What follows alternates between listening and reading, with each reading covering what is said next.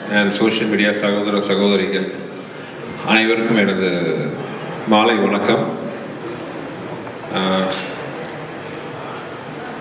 மதகஜராஜாக்காக இப்போ உங்களை சந்திச்சிருக்க வேண்டியது ஏற்கனவே தடவை சந்திச்சு பல வருஷத்துக்கு முன்னாடி மறுபடியும் சந்திக்கக்கூடிய ஆப்பர்ச்சுனிட்டி வரும்னு நினச்சி கூட பார்க்கல.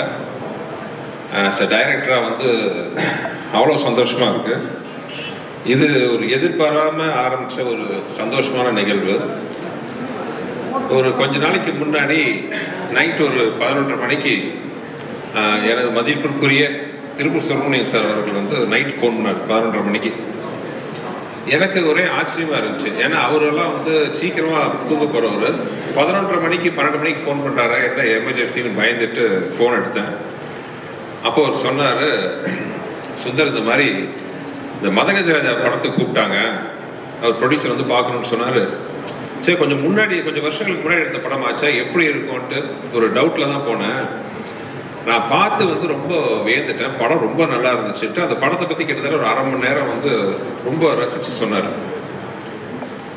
அதை கேட்கும்போது எனக்கு ரொம்ப சந்தோஷமாக இருந்துச்சு. ஏன்னா திருப்பூர் சுப்பிரமணியம் சார் கிட்டத்தட்ட 30 வருஷமாக நான் என்னோட படங்களை அவர் ரிலீஸ் பண்ணிட்டு இருக்காரு.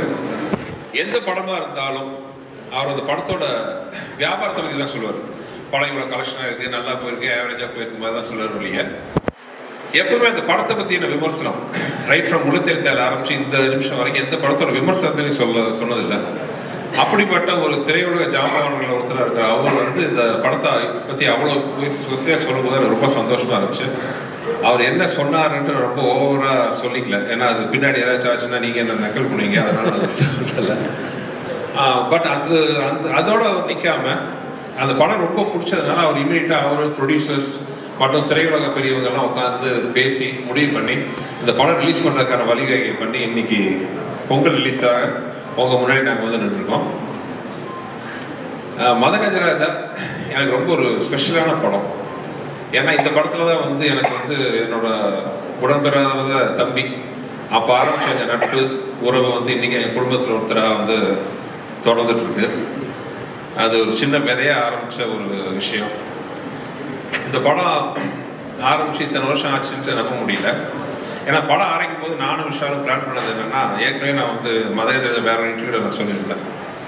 இந்த 80s நிறைய ஜனரஞ்சகமான படங்கள் வந்திருக்கு. முரட்டுக்காலை, சகலகலா வல்லவன், போக்கிரி ராஜா, இந்த மாதிரி படம் மாதிரி ஒரு படம் பண்ண எனக்கு ரொம்ப ஆசையாக இருந்துச்சு. ஏன்னா எல்லாமே ரொம்ப ஒரு சீரியஸ் ஓரியன்டட், ஒவ்வொரு சேனல் ஒவ்வொரு மாதிரி.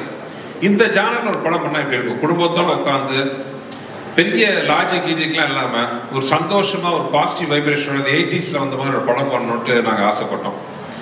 அந்த மாதிரி ஒரு படம் தான் ஒரு மதகஜராஜா. ஒரு 3 நண்பர்களுக்குள்ள அவங்களோட பிரச்சனையை தீர்க்கிற ஒரு மெயின் நண்பரோட கதையாக இந்த கதையை ஆரம்பித்தோம். சில காரணங்களாக தவிர்க்க முடியாத காரணம் அந்த படத்தோட ரிலீஸ் கொஞ்சம் டிலே ஆயிடுச்சு. ஸோ அந்த படத்தை பற்றி ரிலீஸ் பண்ணலான்னு முடிவு பண்ணி, பொங்கல் ரிலீஸ் பண்ணலான்னு முடிவு பண்ணி, ஆக்சுவலாக நேற்று முந்தா நாளாக ஃபஸ்ட்டு முந்தா நாள் அனௌன்ஸ் பண்ணோம். அனௌன்ஸ் பண்ணுறதுக்கு முன்னாடி எனக்கு ஒரு சின்ன பயம் இருந்துச்சு.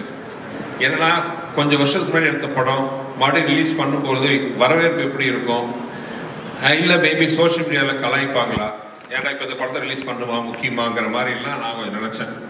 இந்த மாதிரிலாம் வரவேற்பு இருக்குமான்னு ஒரு பயத்தோடு தான் ஃபஸ்ட்டு ஆட் வந்துச்சு. பட் நான் மட்டும் இல்லை, எங்களோட க்ரூ, தயாரிப்பு நிறுவனம் எல்லாருமே ஒரு சந்தோஷ சர்ப்ரைஸ் ஆகிட்டோம்.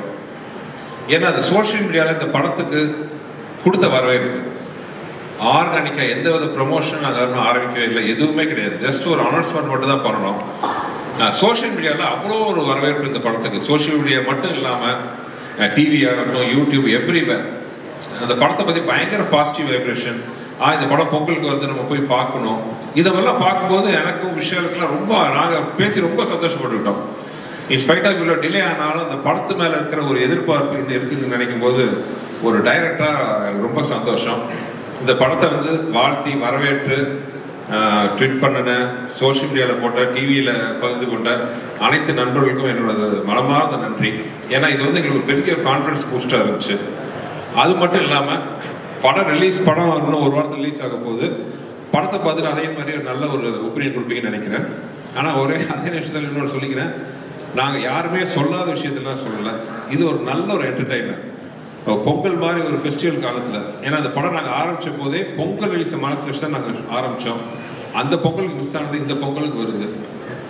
கண்டிப்பாக அது வந்து ஒரு ஃபெஸ்டிவல் மூடுக்கு வந்து ரொம்ப ஒரு அருமையான படமாக இருக்கும்ட்டு நான் வந்து நம்புகிறேன். ஆக்சுவலாக ஒரு நண்பர் வந்து சோஷியல் மீடியாவில் போட்டிருந்தாரு, மதகஜராஜா லேட்டாக வந்தாலும் லேட்டஸ்ட்டாக வரும்ட்டு.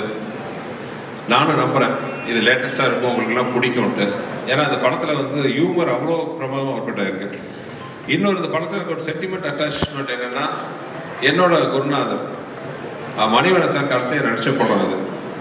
இப்போ வந்து அவர்லாம் நம்ம நடுவில் இல்லைன்னு நம்பவே முடியல என்னால். இன்னும் வந்து அவர் என்ன ஆசீர்வாதம் பண்ணிட்டு இருப்பார்னு நினைக்கிறேன். அதே மாதிரி வந்து எனக்கு வந்து ரொம்ப மரியாதைக்குரிய டைரக்டர் திரு மனோபாலா அவர்கள். மனோபாலா சாரோட இந்த படம் நான் ஒர்க் பண்ண ரொம்ப இந்த படத்தை எதிர்பார்த்தார். ஏன்னா அந்த படத்தில் வந்து ஒரு 15-20 நிமிஷம் விஷால், சந்தானம், மனோபாலா சார் வச்சு ஒரு எபிசோடு வரும். நான் ஏற்கனவே சொல்லியிருக்கேன், நான் நிறைய காமெடியெல்லாம் பண்ணியிருக்கேன். ஆனால் நான் பண்ண காமெடியிலேயே வந்து எனக்கு ரொம்ப ஃபேவரட் எதுன்னு கேட்டிங்கன்னா அந்த ஒரு 20 நிமிஷம் எபிசோட். எல்லாருமே வந்து மனசு விட்டு சிரிக்கக்கூடிய, ரசிக்கக்கூடிய மாதிரி அது ஒரு இன்ட்ரெஸ்டிங்கான ஒரு எபிசோடு வரும் இந்த படத்தில். ஒவ்வொருத்தரையும் மனோபாலா சார் வந்து கேட்பாரு, எப்படா அந்த படம் ரிலீஸ் ஆகுது, அந்த படம் ரிலீஸ் ஆச்சுன்னா என் ரேஞ்சே வேற அப்படின்னு சொல்லிட்டு இருப்பாரு. அன்ஃபார்ச்சுனேட்லி அவர் இல்லை. ஆனால் அவர் நினைவுகளை வந்து இந்த படம் இனிமையாக சுமந்துட்டு வர்றது நம்பிக்கை எனக்கு இருக்கு. இந்த படத்தில் வந்து ஒரு மிகப்பெரிய ஒரு ப்ளஸ் என்னன்னா, அப்பார்ட் ஃப்ரம் விஷால், விஜய் ஆண்டனி.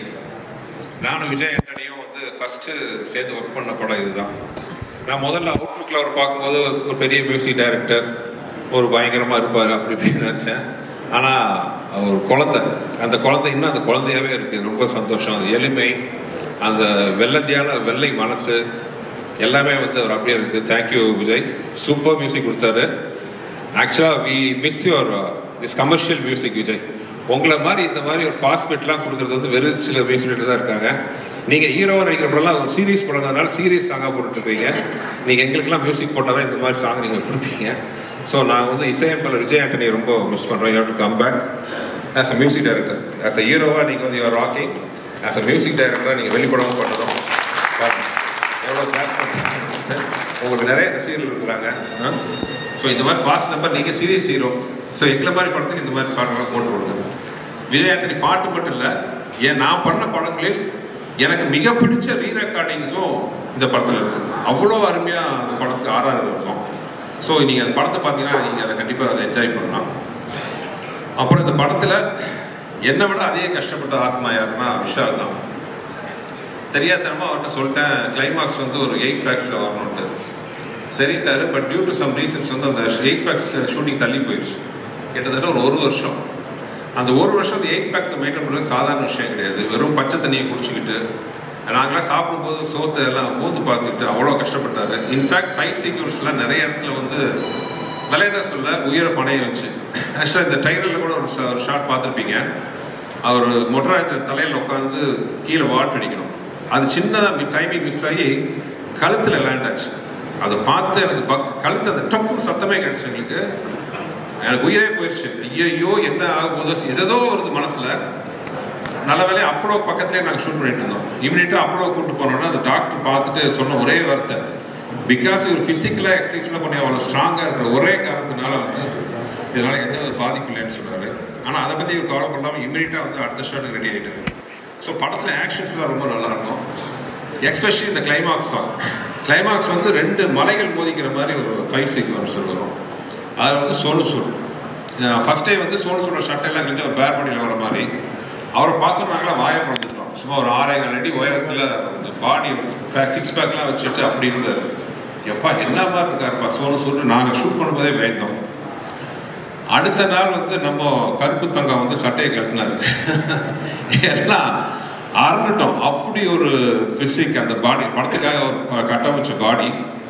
அந்த மாதிரி எனக்கு உண்மையாக அந்த மதகஜராஜா வெளியில் வரணும்னு இவ்வளோ ரொம்ப போராடினதுக்கு ஆசைப்பட்டதுக்கெல்லாம் ஒரே காரணம், விஷால் பட்ட கஷ்டத்தை மக்கள் பார்க்கணும். மக்கள் பார்த்து அதை பிடிச்சி ஏற்றுக்கிறது மக்களோட கையில் இருக்குது, பத்திரிகையாளர்கள் உங்கள் கையில் இருக்குது.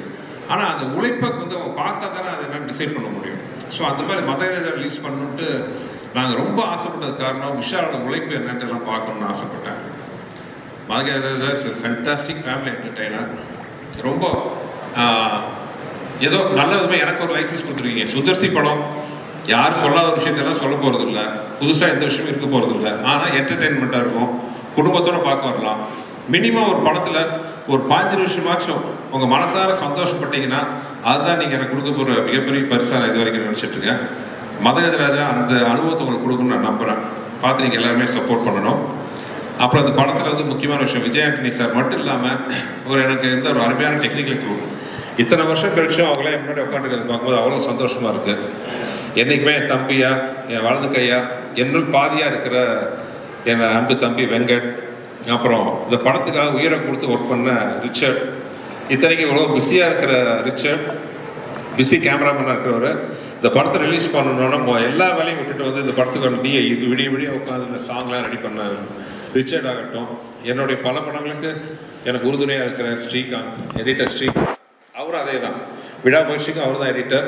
பட் இந்த படம் நம்ம மறுபடியும் ஷூட் ரெடி பண்ணணுன்னொன்னே அந்த வேலையாக பிஸியாக இந்த வேலையை உட்காந்து பார்த்துக்கிட்டு எந்த வித எதிர்பார்ப்பும் இல்லாமல், இது நம்ம படம் சார், இந்த படம் வந்து ரிலீஸ் ஆகணும், ஜெயிக்கணும்ட்டு கை கொடுக்க வந்த ஸ்ரீகாந்த், ரிச்சர்ட், என் ஆர்ட் டைரக்டர் குருராஜ், அப்புறம் என்னோட ப்ரொடக்ஷன் எக்ஸிக்யூட்டிவ் பாலகோபி, இன்னும் கூட ஒர்க் பண்ண எல்லாரையும், சாரி யாரும் பேர் விட்டு போச்சுன்னா எல்லாம் மன்னிச்சுக்கோங்க. எல்லாருக்கும் இந்த சந்தர்ப்பத்தில் நான் நன்றி சொல்ல விரும்புகிறேன். மொத்தத்தில் ரொம்ப நேரம் பேசி உங்களை இது பண்ண விரும்பல. அதே மாதிரி முக்கியமாக நான் சொல்ல வேண்டியது ஜெமினி ப்ரொடக்ஷன்ஸ்.